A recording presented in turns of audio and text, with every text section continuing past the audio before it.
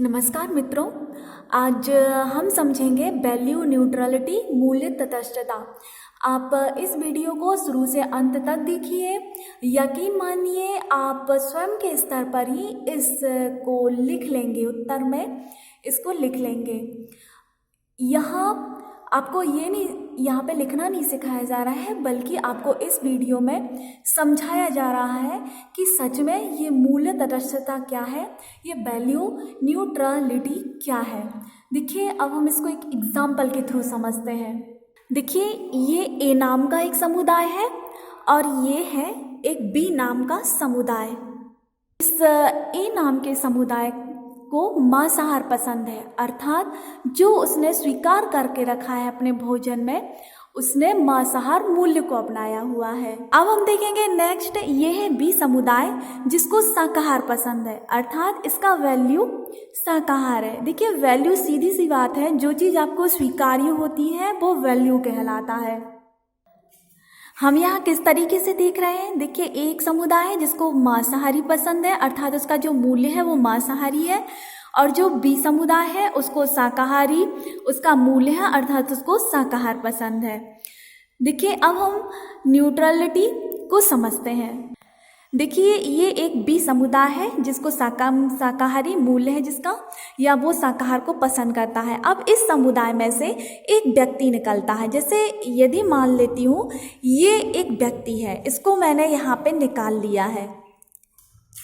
यदि ये व्यक्ति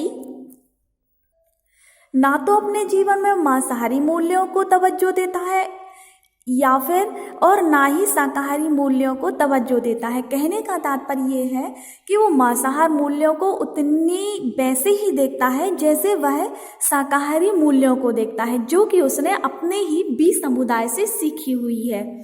अब देखिए, अब हम देखते हैं कि आखिर इसके अंदर ये गुण आया कहाँ से। देखिए, जो इसके अंदर गुण है उसको ही वैल्यू न्यूट्रलिटी कहते हैं, अर्थात मूल्य तटस्थता कहते हैं।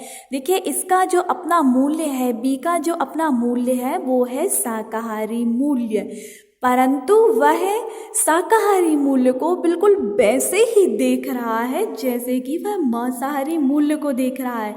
उसमें उसकी नज़रों में कोई भी अंतर नहीं है। इसका मतलब क्या है कि वो न्यूट्रल है, अर्थात उसमें क्या है, मूल्य की तटस्थता है, तटस्थता है, या फिर इंग्लिश में कहते हैं इसको वैल्यू न्यूट्रलिटी। आया आपको कुछ समझ में?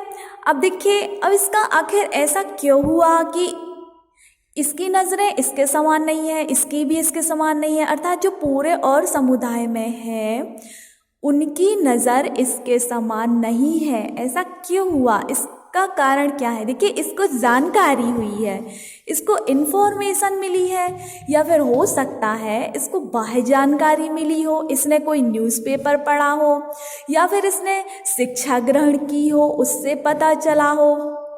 तो उसका जो माइंड सेट है, जो उसका वैल्यू है, वो न्यूट्रल बन गया हो।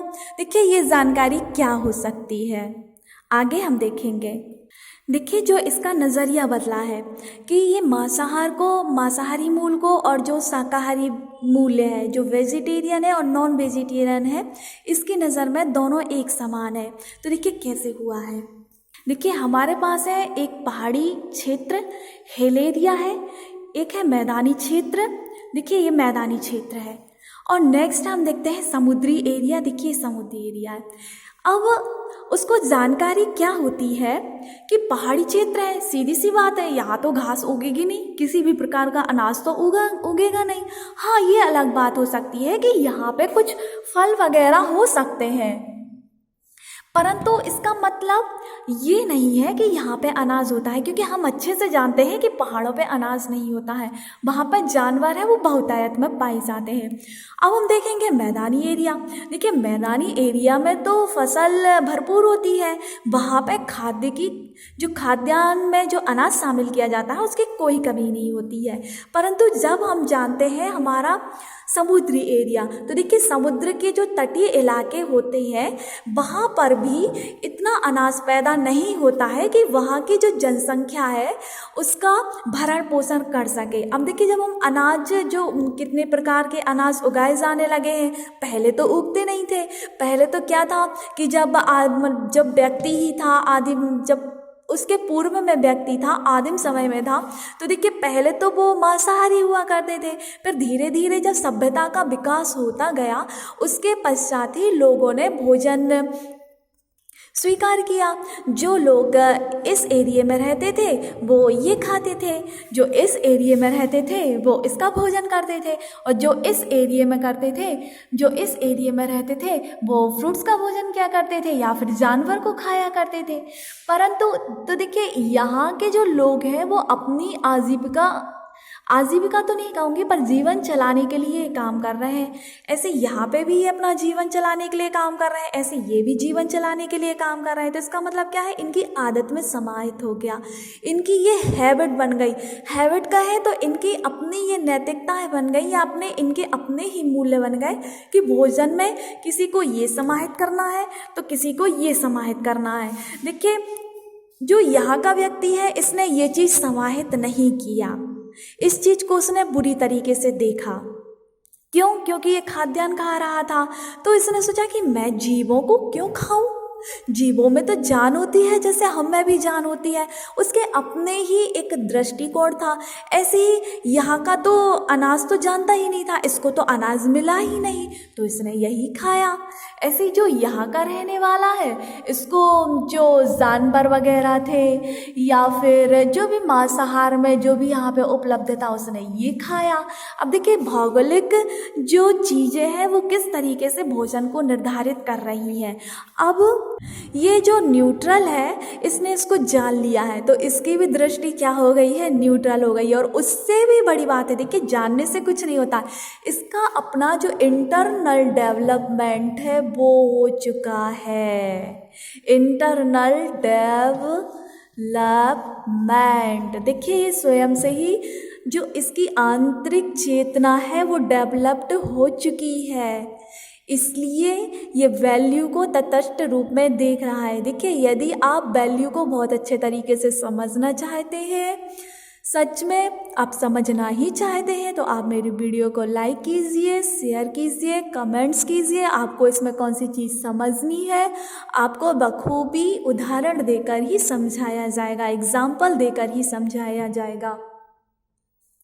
तो ये है वैल्यू न्यूट्रलिटी, मूल्य तटस्थता। अर्थात जब वह अपने ही समुदाय के जो भी उसके वैल्यूज़ होते हैं, जब वह उन वैल्यूज़ को अदर समुदाय के वैल्यूज से तौलता नहीं है या फिर किसी को अधिक तवज्जो नहीं देता है, प्राथमिकता नहीं देता है, उसको बराबर ही मूल्य लगते हैं समाज के, तो वो कहलाती है वैल्यू तटस्थता। देखिए, इसकी कुछ अपनी भी खामियां हैं और इसके अपने कुछ लाभ भी हैं। देखिए, खामियां इस तरीके से है कि हो सकता है कि जो हमारा भारत है, जो हमारे भारत के मूल्य है, जैसे समानता है या फिर जो हमारा स्वतंत्रता है या फिर हमारा धर्मनिरपेक्षता है, देखिए जो हमारी ये खूबसूरत, हमारी ये सुंदर वैल्यूज़ जो हमको मिले हुए हैं, उसके दायरे में उसकी मूल्य तटस्थता भिन्न हो या फिर हो सकता है वो इनसे भी प्रभावित हो, इसलिए उसकी वैल्यू तटस्थता बनी हुई है। यदि आपको ये वीडियो अच्छा लगता है तो प्लीज़ लाइक कीजिए, कमेंट कीजिए, शेयर कीजिए। यदि आपको कुछ समझ में नहीं आता है तो प्लीज़ कमेंट्स करके क्वेश्चन पूछिए ताकि आपके उत्तर का जवाब दिया जा सके। धन्यवाद।